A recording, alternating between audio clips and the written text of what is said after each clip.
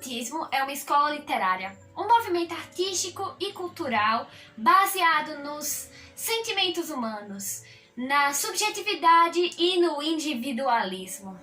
Oposto ao objetivismo e às tradições clássicas de perfeição, ele apresenta uma visão de mundo centrada nas sensações humanas, no sentimentalismo do humano, do homem, e a liberdade de pensamento. Bem, essa escola literária nasceu no contexto da Revolução Industrial e do Iluminismo no século XVIII na Europa. Então, o Iluminismo era uma corrente filosófica que focava no ser humano, porém com um olhar científico e de razão, estudo, trazia para nós a clareza da mente. Daí o nome Iluminismo.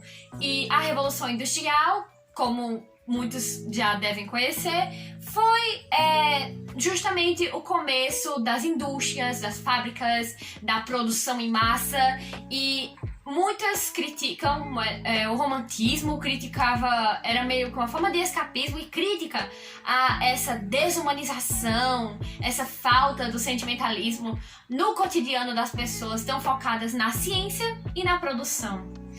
Bem, na Europa, o romantismo, dizemos que a obra que culminou em sua origem foi Os Sofrimentos do Jovem Werther, de Goethe, na Alemanha, na qual, spoilers, termina com o suicídio do protagonista, quando ele afunda em tanto sofrimento pela incapacidade de obter a moça que ele tanto sonhava em passar o resto de sua vida.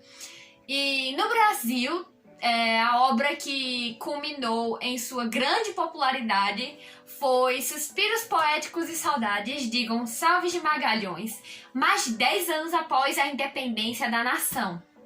Bem, o termo romance já era muito utilizado no Império Romano e ele definia obras em prosa e poéticas que se utilizassem do latim casual. Mas elas também tinham que ter um enfoque folclórico, fantasioso, aventuresco. Muitos dizemos que o romantismo, o romance, ele é um sucessor da epopeia. Bom, eu vou falar sobre as principais características. O romantismo, de maneira geral, em cada país ele apresenta características próprias, né? Então, as características que são bem específicas, que estão presentes em todas as nações. O romantismo ele apresenta como característica a oposição ao clássico. Por quê? Porque o romantismo ele surge como sendo uma arte do povo, né? Porque a arte era dominada pela nobreza. Então, quando ela surge no romantismo, era qualquer coisa que viesse do povo, né, para o povo. Então não vem da nobreza. Então era uma quebra, né, do padrão da norma formal. Então tem como essa característica na oposição ao clássico, tem como característica o egocentrismo. Então você vê que é bem tido, né, como o personagem o centro do mundo, né, um sentimentalismo exacerbado. Vai ter a característica do nacionalismo, que na Europa, né, se deu através do cavaleiro. Então o cavaleiro era o herói, né, o homem bravo, valente. E aqui no Brasil se deu esse herói, né, através do indígena, né, que seria o homem bravo, valente, nacional brasileiro, né. E também tinha muita característica de destacar muito as belezas naturais, né. Então era bem comum você ver quase a natureza, né, quase como um refúgio, né, da vida acelerada, vida urbana, né. Também tem como característica a idealização, né, do amor e da mulher, e também o tom depressivo, que é bem típico das obras.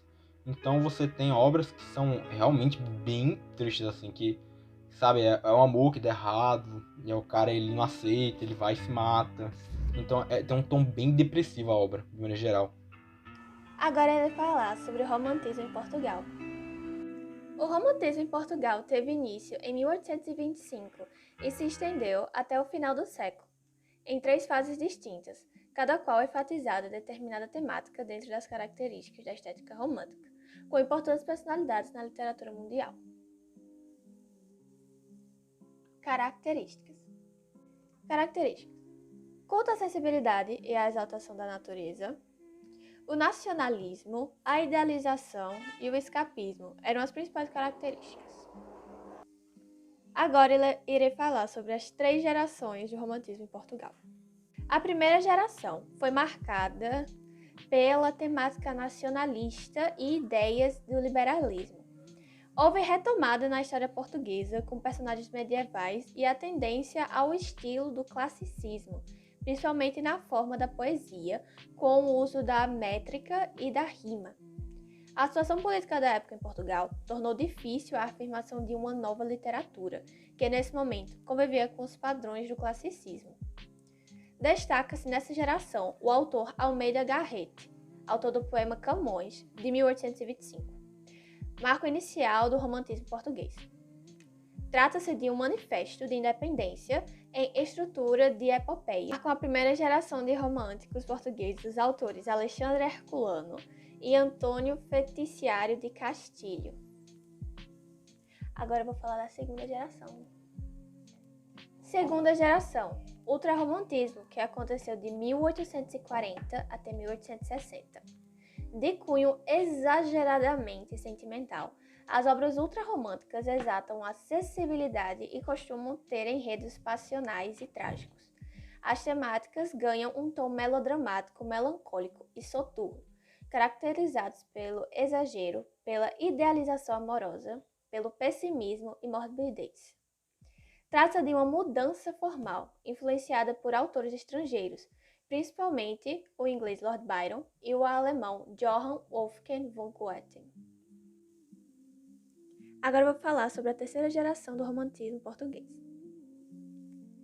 A terceira geração ficou conhecida como a geração Renovação Romântica, que foi de 1860 até 1870. Os românticos dessa última geração podem ser considerados pré-realistas. Abandonaram os excessos da geração anterior, bem como os personagens idealizados, em prol de um contato mais próximo com a realidade. A terceira geração do romantismo manteve o horizonte da liberdade e de autonomia da arte, mas voltou-se contra as hipérboles e o pessimismo degenerado da segunda geração. É chamada também de romantismo social, pois rompeu com a estética narcisista do período anterior. Influenciados pelo autor francês Victor Hugo, os românticos da terceira geração pretendiam uma renovação da linguagem poética, orientados pelo princípio da modernidade que se estabelecia naquela época. Antero de Quental foi o grande nome do período, considerado o segundo maior sonetista de Portugal. Poeta e pensador, dotado de uma postura inquieta e interrogante, pretendia devolver à literatura o espírito revolucionário da primeira geração do romantismo. Defensor da modernidade e tentava conciliar a ciência e o metafísico por meio da filosofia que expressava em forma de poesia. Eu vou falar sobre o romantismo no Brasil, né, e algumas de suas características, né. O começo do romantismo no Brasil, ele tem um ponto bem específico, que é a publicação de obras de suspiros poéticos e saudades de Gonçalves de Magalhães, em 1836, né. Alguns dos principais autores, né, do romantismo no Brasil foram o José de Alencar, o Gonçalves Dias, o Álvares de Azevedo, o Casmurro de Abreu e o Castro Álvares. Os principais fatores, né, que contribuiu para a criação dessa identidade de romantismo no Brasil foi a vinda da família real em 1808 e também algumas características, né, dessa vinda da família real. Uma certa, como eu posso dizer, ele começou a ter uma certa identidade, né, tanto que foi nesse período que começou a surgir a imprensa no Brasil, a construção do Museu Nacional, que foi incendiado em 2018, incendiado não, né, ele pegou fogo em 2018, a fundação do Banco do Brasil, dos portos, né, para o trabalho de cargas, né, entre nações amigas como a Inglaterra. As características, né, a gente pode ver, né, que Vicente já comentou atrás, né, que é sobre o egocentrismo, o nacionalismo, a exaltação da natureza, né, o amor, né, a idealização do herói, a fuga por meio da morte, o sonho, a loucura e entre outros aspectos. Isso é importante ressaltar, né, que a poesia e a prosa, elas tiveram características, né, cada uma das duas, e eu vou comentar um pouquinho sobre elas agora. Através da poesia no Brasil, ele teve três importantes fases. A primeira fase, ela tinha um caráter mais nacionalista e indianista, né, que ressaltava a natureza e também ressaltava muito como o Brasil era bonito e também as belezas, né, a beleza do índio e dessas coisas, né, como já comentou atrás, ele era o herói nacional. A segunda fase, ela tem uma característica muito mais sentimentalista e a fase, ela se caracteriza, né, por um caráter mais de denúncia social e principalmente usando a escravidão, né, como principal ponto de crítica. prosa, ela tem um caráter muito mais de imprensa, né, mais sólida no Brasil. A gente começou a ver, né, essas prosas aparecerem em folhetins, né, nos jornais da época.